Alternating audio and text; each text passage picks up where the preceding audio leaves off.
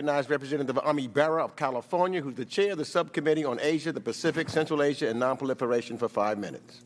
Thank you, Mr. Chairman. I don't normally engage in the banter between parties, but just this last week, having had to listen to some of my colleagues on the other side, this is a time for us to come together as a nation. This is a time for us to take politics out of this. But when I think about the words of former President Trump, to quote him, he said, "Here's the problem with NATO. It's obsolete."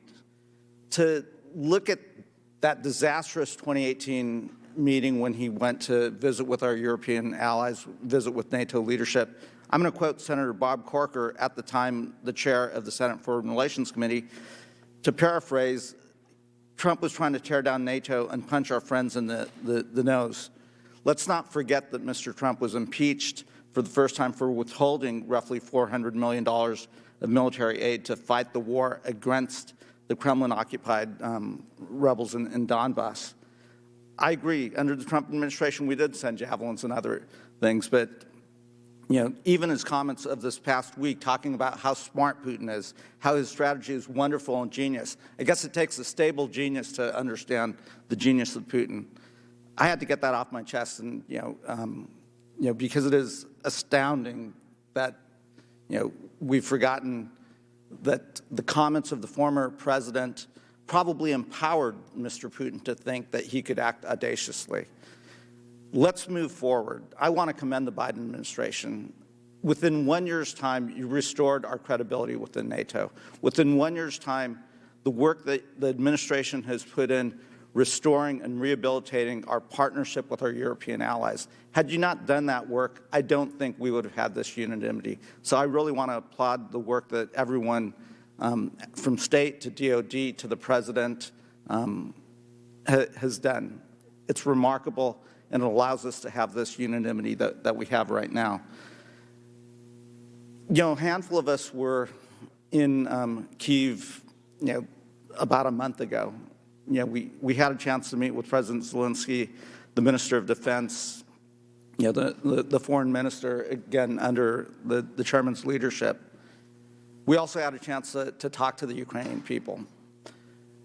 Their courage is remarkable, but I have to say I'm not surprised, because when we talked to them, they were very matter-of-fact that this was their country, that they were going to stand up and defend their country. They had no interest in living under Russian rule. They were happy to live side by side with a country that they've had relations with, for centuries. But as a young democracy, they wanted to live the lives that they wanted to live and move forward. This is Putin's war. He chose to do this, totally unprovoked. And when I'm asked in the public, and people say, well, why should the United States be so involved? We're the world's oldest democracy. We were in Ukraine, and we met with this young democracy, these citizens that were forging their path forward. As a world, we have to stand together. We have to stand together on the principles of freedom, of individuals to choose their right forward. We have to stand against the tyranny that Vladimir Putin is inflicting on a country in an unprovoked way. That is the stakes here. That is why I'm so proud of how we've come together as a nation. To my Republican colleagues, I'm extremely proud of what we did last night at the State of the Union, standing up, clapping in unison, supporting the people of Ukraine. Those are the stakes right now.